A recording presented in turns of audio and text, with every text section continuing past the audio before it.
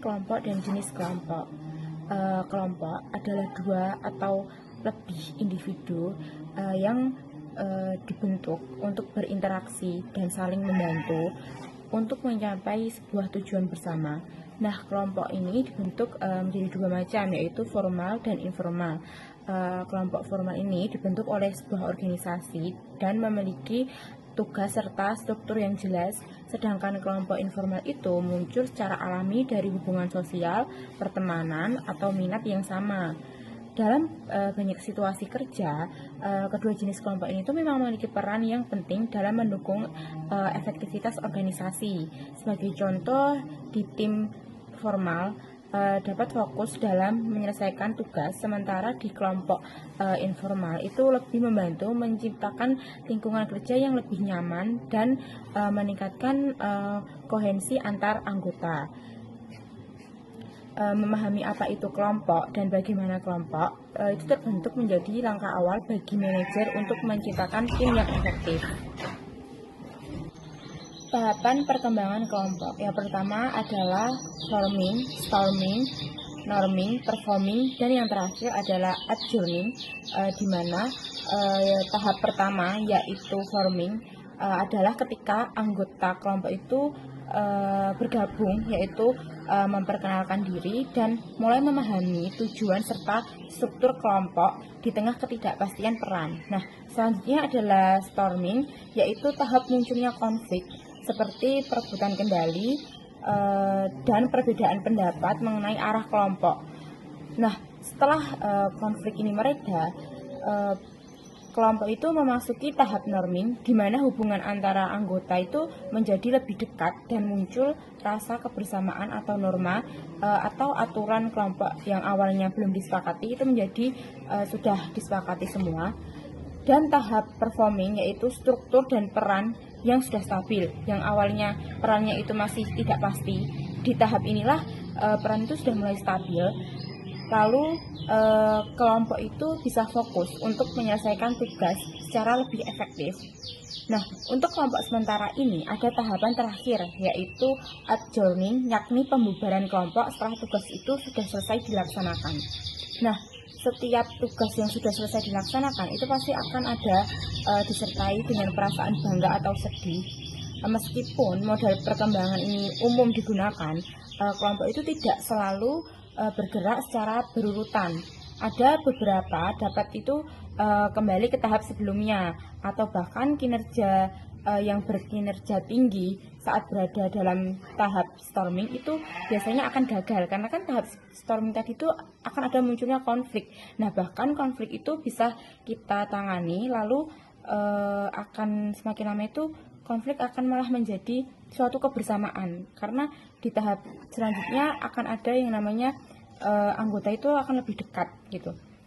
Lalu oleh karena itu juga manajer itu perlu memahami tahap perkembangan kelompok agar dapat mengenali tantangan yang mungkin akan terjadi dan akan membantu kelompok mencapai efektivitas. Selanjutnya ada struktur kelompok. Nah, struktur kelompok itu pasti punya struktur internal yang membentuk perilaku anggota dan mempengaruhi kinerja kelompok. Mari kita bahas beberapa aspek dalam struktur kelompok. Yang pertama ada peran. Nah, peran itu adalah perilaku yang diharapkan dari seseorang berdasarkan posisinya dalam kelompok. Peran itu ada dua, yaitu yang pertama penyelesaian tugas dan peran pemenuhan kebutuhan anggota. Yang kedua ada norma. Norma itu adalah standar perilaku yang disepakati kelompok. Manfaat norma sendiri yaitu mengatur tingkat kerja, ketidakhadiran, ketepatan waktu, pakaian, dan loyalitas. Norma mempengaruhi kinerja lebih kuat daripada kemampuan individu. Norma juga bisa berdampak negatif jika menoleransi perilaku penyimpangan kayak bohong, terus menipu, seperti itu. Yang ketiga ada konformitas. Konformitas ini adalah individu cenderung menyesuaikan diri untuk diterima dalam kelompok. Studi Asch menunjukkan individu sering memberi jawaban salah demi menyesuaikan diri dalam kelompoknya. Yang keempat ada sistem status. Sistem status ini adalah posisi seseorang dalam kelompok. Bisa informal kayak usia, pengalaman pendidikan, atau formal seperti jabatan atau fasilitas. Yang kelima ada ukuran grup. Kalau kelompoknya kecil, hanya berkisar 5-7 orang, maka cepat menyelesaikan tugas dan efektif untuk tindakan. Kalau kelompoknya besar, 12 orang atau lebih baik untuk pemecahan masalah dan memperoleh banyak ide. Selanjutnya ada kohesivitas kelompok. Kohesivitas kelompok adalah tingkat ketertarikan anggota dan kesamaan tujuan. Jika kohesivitas tinggi dan tujuannya positif, maka produktivitas tinggi. Jika kohesivitas tinggi dan tujuannya negatif, maka akan menurunkan produktivitas. Jika kohesivitas rendah, maka efeknya bergantung tujuan kelompok. Yang ketujuh adalah proses kelompok. Proses kelompok meliputi komunikasi, pengambilan keputusan, dan manajemen konflik. Proses positif maka akan menimbulkan sinergi atau ide lebih banyak daripada individu. Jika proses negatif maka konflik tinggi, komunikasi buruk, dan terjadi kemalasan sosial. Yang terakhir ada pengambilan keputusan. Pengambilan keputusan memiliki keuntungan dan kekurangan. Keuntungannya ada informasi lebih banyak dan beragam, alternatif lebih beragam, penerimaan keputusan lebih tinggi, lalu kekurangannya ada lebih lambat, minoritas, vokal dapat mendominasi, dan resiko groupthink. Selanjutnya adalah work group performance and satisfaction atau kinerja kelompok dan kepuasan. Nah, dalam bab probes ini jelaskan mengapa sih ada kelompok yang sangat sukses dan puas bekerja sama, sementara ada yang tidak gitu. Nah, di sini menunjukkan bahwasanya ada kombinasi anggota yang tepat dan juga kerjasama yang baik dalam sebuah organisasi maupun kelompok, dan juga kondisi pendukung dapat menghasilkan kinerja yang luar biasa. Kemudian yaitu ada beberapa faktor di sini yang dijelaskan bahwasanya yang pertama ada kondisi eksternal yang diberlakukan kepada kelompok. Seperti yang kita tahu bahwa kondisi eksternal adalah faktor-faktor di luar kelompok yang mempengaruhi bagaimana kelompok itu bisa bekerja. Karena kita tahu bahwasanya kelompok dalam sebuah organisasi itu tidak bisa berdiri sendiri. Jadi pasti ada pengaruh oleh lingkungan di sekitar organisasi. Nah, contohnya itu yang pertama faktor-faktor kondisi eksternal itu yang pertama ada strategi organisasi. Contohnya itu seperti strategi organisasi itu misalkan ingin menggunakan strategi efisiensi biaya, kemudian inovasi, kemudian peningkatan kualitas. Nah, arah dari efisiensi biaya, inovasi, dan peningkatan kualitas ini tuh bisa menentukan prioritas dan juga arah kerja kelompok.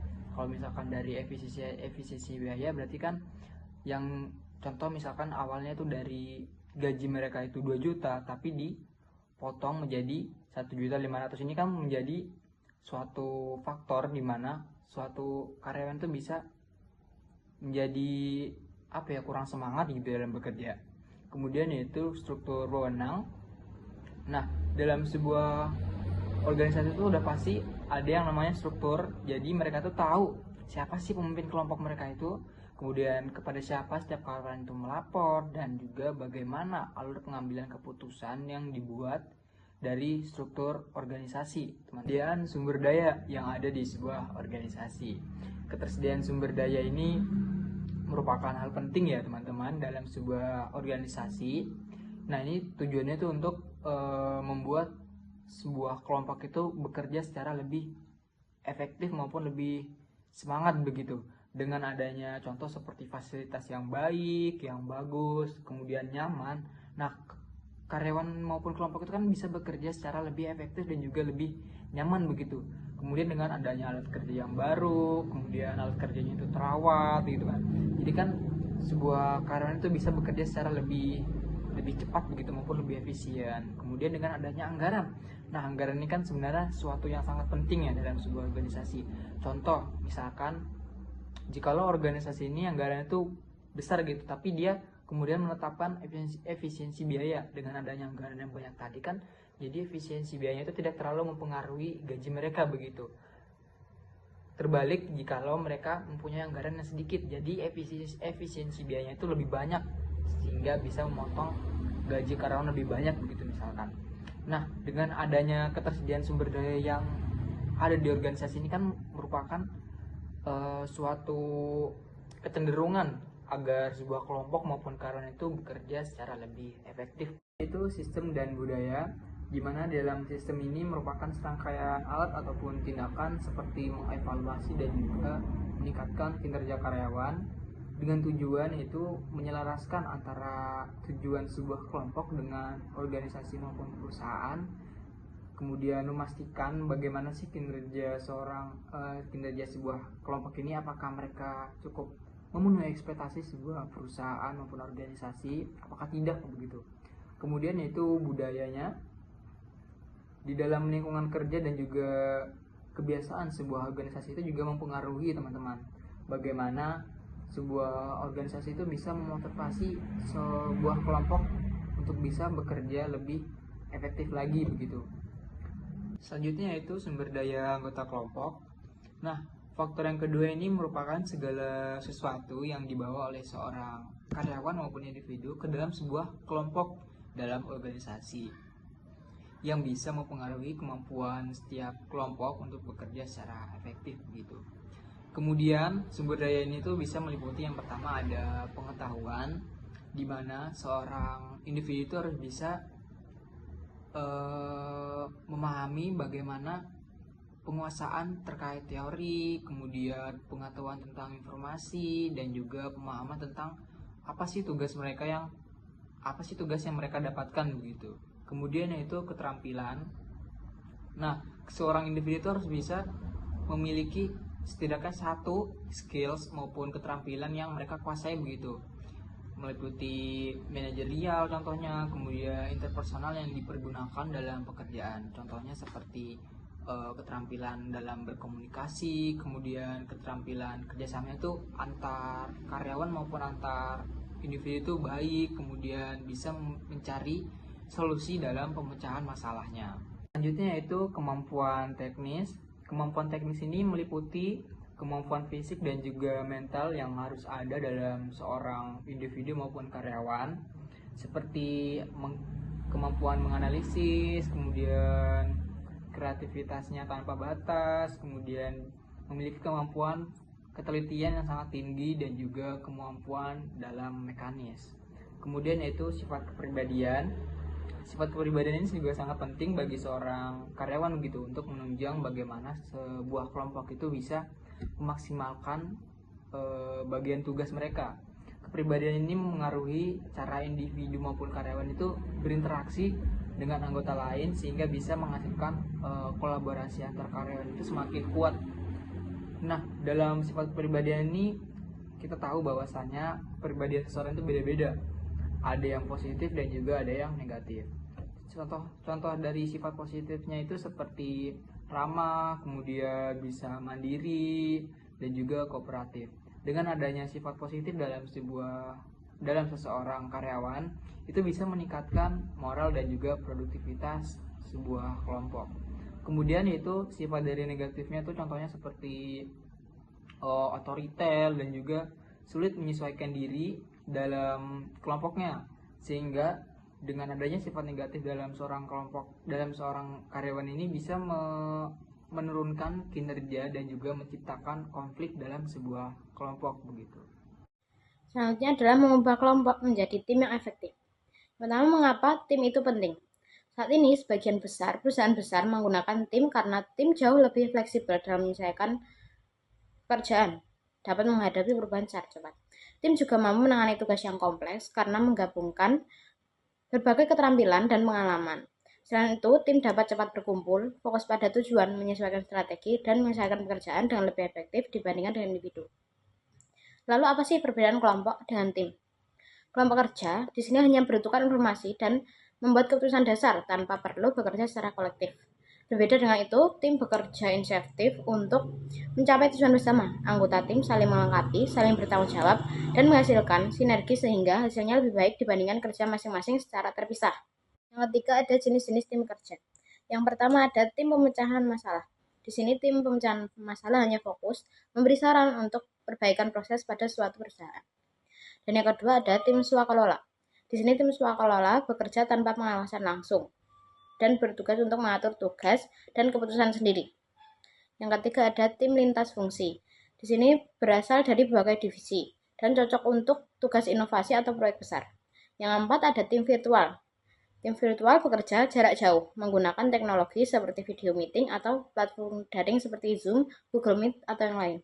Yang keempat, terdapat ciri-ciri tim yang efektif. Tim yang efektif di sini memiliki tujuan yang jelas, serta memiliki keterampilan yang relevan, saling percaya, komitmen tinggi, dan komunikasi yang baik. Mereka juga mampu bernegosiasi ketika ada perubahan tugas. Kepemimpinan yang tepat berperan sebagai coach, bukan sebagai pengontrol. Selain itu, tim membutuhkan dukungan organisasi seperti pelatihan sistem, evaluasi yang jelas, dan sumber daya yang memadai. Tantangan saat ini dalam mengelola tim. Yang pertama, tantangan utama dalam mengelola tim. Pergeseran dari kerja individual ke kerja tim menuntut kolaborasi, komunikasi, dan kepentingan tim di atas kepentingan pribadi. Manajer harus memahami faktor yang mempengaruhi kinerja dan kepuasan anggota tim. 2. Mengelola tim global. Ada sumber daya anggota. Budaya mempengaruhi perilaku tim, misal penghindaran ketidakpastian, stereotip, kenyamanan menghadapi ambiguitas. Manajer harus memahami kemampuan dan latar budaya anggota. Ada struktur kelompok, konformitas lebih tinggi pada budaya kolektivistik, status berbeda antar budaya. Amerika Serikat itu prestasi, Asia Latin, keluarga dan jabatan. Kemalasan sosial muncul di budaya individualistik, tidak muncul di budaya kolektivistik. Kohesivitas sulit dibangun pada tim global karena perbedaan budaya dan potensi miskomunikasi. Lalu ada proses kelompok, tantangan komunikasi karena perbedaan bahasa, potensi salah paham. Pengelolaan konflik lebih sulit di tim global atau virtual. Budaya kolektivistik lebih cocok dengan gaya manajemen konflik kolaboratif. Lalu ada peran manajer mengembangkan keterampilan komunikasi, memilih jenis tim sesuai budaya, misal self-managed team kurang cocok di Meksiko, peka terhadap perbedaan budaya antar anggota. Lalu yang ketiga, membangun keterampilan tim, latihan membangun tim, team building, meningkatkan kolaborasi, kepercayaan, dan efektivitas. Tidak semua orang otomatis dapat bekerja dalam tim, makanya perlu dilatih. Lalu manajer berperan sebagai pelatih untuk mengembangkan anggota tim. Jika seorang tidak cocok bekerja tim, lebih baik ditempatkan pada tugas individual. Lalu yang keempat, memahami jejaring sosial. Jaringan sosial, hubungan informal di dalam tim. Relasi informal mempengaruhi efektivitas kerja. Kerja lebih lancar jika koneksi interpersonal kuat. Pemetaan jaringan sosial membantu manajer untuk mengetahui siapa yang paling berpengaruh atau ahli. Mencegah masalah saat terjadi pergantian anggota. Kunci memahami aliran komunikasi dan dukungan dalam tim.